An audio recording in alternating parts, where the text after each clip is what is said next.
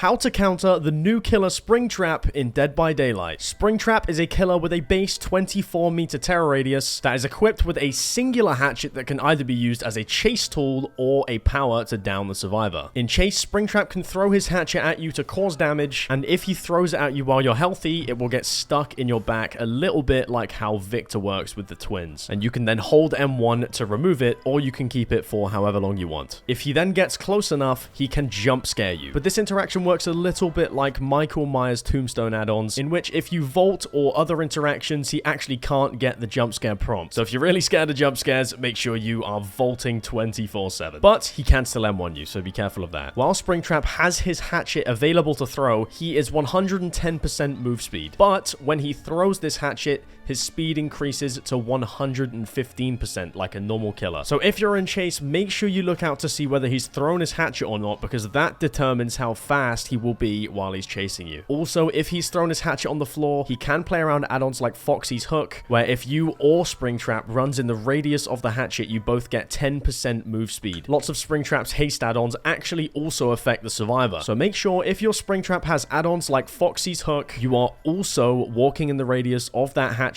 to utilize the move speed. If you look at Springtrap through any of the security cameras for a certain amount of time, his aura will be revealed to your entire team in white. If you're using any of the doors at the same time as Springtrap, he will interrupt you, dragging you out of the door and getting a free hook. So make sure you know exactly what Springtrap's doing, whether it's being in a chase or kicking a gen, before you use those doors, because it is always a free down for him if you get caught. This is why aura perks on Survivor can be very useful against this killer. When Springtrap throws his axe, there is a 7-second cooldown until he can retrieve it and throw it again. So if he misses you when he throws his hatchet, you can loop a lot riskier because he literally just turns into Trapper without the traps. Another thing to mention is that you can tell when Springtrap has his axe on him, because if you look at the HUD and your teammate has an axe icon next to them, that means the axe is in their back. So you're most likely not at risk of a Springtrap sneaking up on you and throwing an axe at your head. Perks like Sprint Burst are great to run against Springtrap, because when he comes out of doors, he gets a base 20 seconds of undetectable, which means you are incredibly prone to getting snuck up on at all times. Having a perk like Sprint Burst just allows it so you can escape without taking that unnecessary hit due to that crazy base undetectable stat.